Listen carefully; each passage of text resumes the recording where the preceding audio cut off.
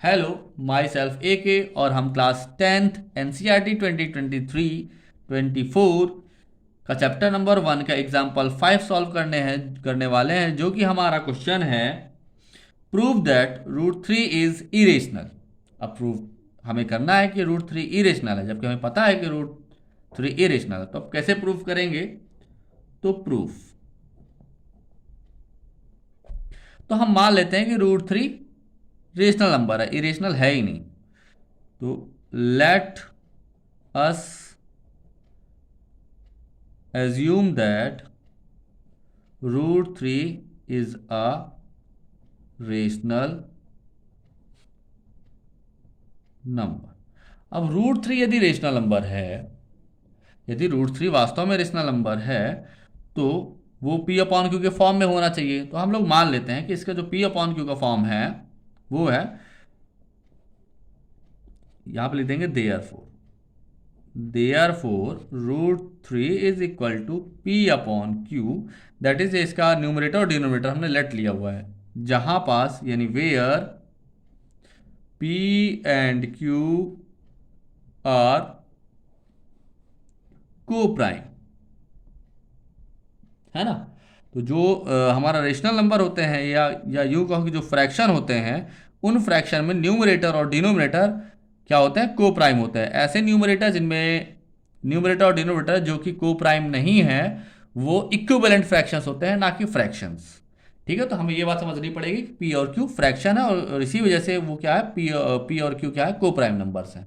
ठीक है, अब को प्राइम नंबर है तो हम यहाँ पर शुरुआत करते हैं बाय, अब हम क्या करेंगे, इनको पहले सॉल्व करेंगे। क्यू को अपन थ्री की साइड ले जाएंगे, तो क्या हो जाएगा? Q root three is equal to P.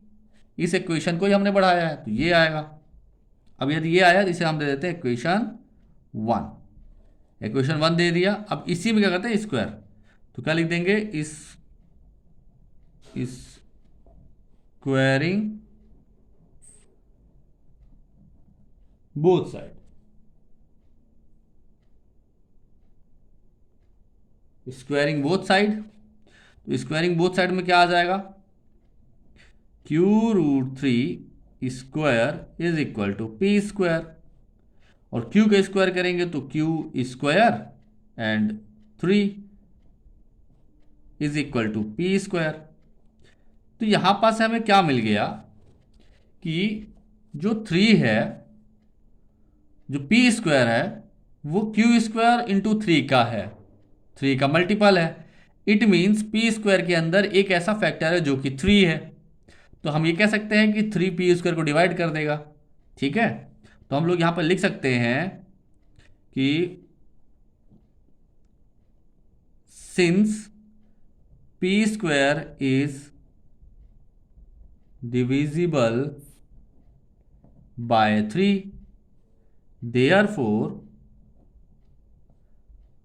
P is also divisible by 3। अब ये बात आती है कि P स्क्वायर यदि थ्री से डिवाइड होता है तो P भी थ्री से डिवाइड होगा ही होगा। इसका रीज़न क्या है कि किसी भी नंबर के स्क्वायर में उस नंबर का फैक्टर ही रहेगा। यदि मैंने 6 की बात की, तो 6 में यदि दो फैक्टर हैं, 2 और 3, तो इसका स्क्वायर जो 36 है उसमें भी 2 और 3 फैक्टर तो रहेंगे ही रहेंगे। तो यदि कोई नंबर यानी 36 3 से डिवाइड होता है तो 6 भी 3 से डिवाइड होगा। तो इस हिसाब से ये एक थ्योरम है। क्या थ्योरम है? इसे हम लिख देते हैं, if a number divides P square, therefore, यहां पे सेम फंस गया, हम यहां पे पी नहीं, यहां पे हम ले लेते हैं R square, therefore this number also divides P, sorry R. तो ये एक थ्योरम है और इस थ्योरम के बेसिस में ये चीज़ हमने अप्लाई की है। ठीक है, अब हम क्या करते हैं, इक्वेशन हम आते हैं किसमें? फर्स्ट में। कहाँ इक्वेशन फर्स्ट हमारी? ये रही। है ना। तो अब इसी इक्वेशन में हम दोबारा से लौटते हैं और हम लोग लेट लेते हैं कि P की वैल्यू 3R के बराबर है, या 3S के बराबर है। ठीक है, तो let P is equal to 3R। P को हमने क्या माना कि वो 3R है। क्यों 3R है? क्योंकि P का ऑलरेडी एक फैक्टर है 3, तो उस फैक्टर को हमने 3 लिख दिया। अब 3 के अलावा भी कोई और दूसरा फैक्टर तो होगा ही, और उस दूसरे फैक्टर को हमने नाम दिया है R। ठीक है, तो 3 इंटू R, ये सेकेंड फैक्टर हुआ। अब सब्सटीट्यूटिंग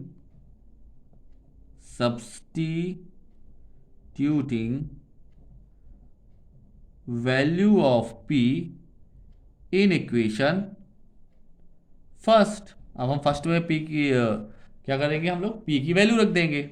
और हमारा जो पहला इक्वेशन था, आप लोग को दिखा देता हूं, क्या था, Q√3 इक्वल टू P। तो हम लोग लिख लेते हैं Q√3 इक्वल टू P था, और P यदि इक्वल था तो P की वैल्यू हमने क्या रखी है, 3R। तो यहाँ पे P की वैल्यू रख देंगे 3R। अगेन वही same process, squaring both side. अब हम स्क्वायरिंग बोथ साइड कर रहे हैं, that means Q√3 square is equal to 3R square. अब देन Q√3 का square, that means Q square multiply 3, और यहाँ पे 3R स्क्वायर यानी 9R स्क्वायर। अब यदि हम सिर्फ QR को छोड़ दें तो 9R स्क्वायर अपॉन 3, शायद नहीं दिख रहा, इतना सा हो गया। यानी हमने स्क्वायरिंग बोथ साइड की, है ना। तो ये वैल्यू आई, और इसमें से √3 का स्क्वायर 3 होगा, और 3 का 9 हो गया, R का स्क्वायर का R, Q का Q स्क्वायर हो गया। ठीक है, अब इस 3 को हमने ट्रांसफर किया इधर। अब इधर मल्टीप्लाई में तो इधर डिवाइड में, यानी Q स्क्वायर की वैल्यू क्या आ गई, 3 से कट जाएगा तो 3R स्क्वायर, है ना। अब 3R स्क्वायर आ गया है, कितना आ गया, Q square is equal to 3R square. 3R square की वैल्यू आ गई। अब यदि 3R की स्क्वायर की वैल्यू आ गई है तो हम लोग लिख सकते हैं इसमें कि if Q square is divisible by 3, therefore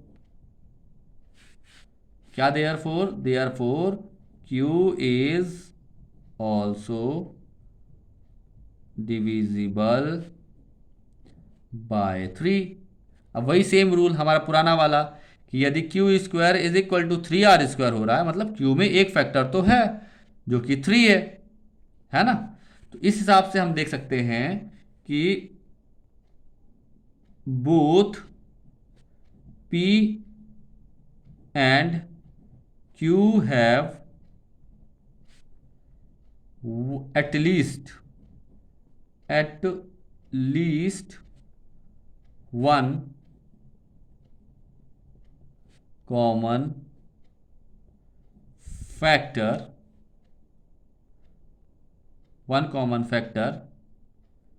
at least one common factor, both P and Q have at least one common factor 3, but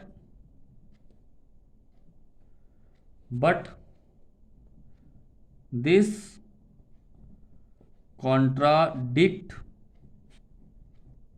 the fact that P and Q are co-prime, है ना। ये contradict करता है, ये co-prime है, क्योंकि इसके इन दोनों के 3 एक कॉमन फैक्टर आ गया, जबकि को-प्राइम्स में कॉमन फैक्टर नहीं होते। अब कॉमन फैक्टर नहीं होते तो इस वजह से हम लोग कह सकते हैं कि दिस कॉन्ट्रडिक्शन की सिंपल सी मीनिंग हो तो विरोधाभास, यानी अपोजिट देने वाला। हमने जो सोचा था उसका अपोजिट रिजल्ट आ रहा है, तो इसे बोलते हैं कॉन्ट्रडिक्शन। तो this contradiction is arises due to our wrong assumption, ये हमारे गलत एज्यूप्शन की वजह से किया था, जो हमने एज्यूम किया था कि √3 is a rational number. Our wrong assumption is that is √3 is rational. So we conclude that √3 is irrational, और इस तरह से हमारा ये प्रूफ हो गया। That's all and thank you. उम्मीद करता हूँ आपको समझ में आएगा। प्रोसेस बड़ी है बट इजी है और हमारे दिमाग के अंडरस्टैंड है। बस एक बार इसको लिख कर पढ़ने की ज़रूरत है। यदि हमने एक बार पूरी अच्छी शिद्दत के साथ इसको लर्न कर लिया तो फिर ये कभी नहीं भूलेगी। मिलते हैं हमारे नेक्स्ट वीडियो में।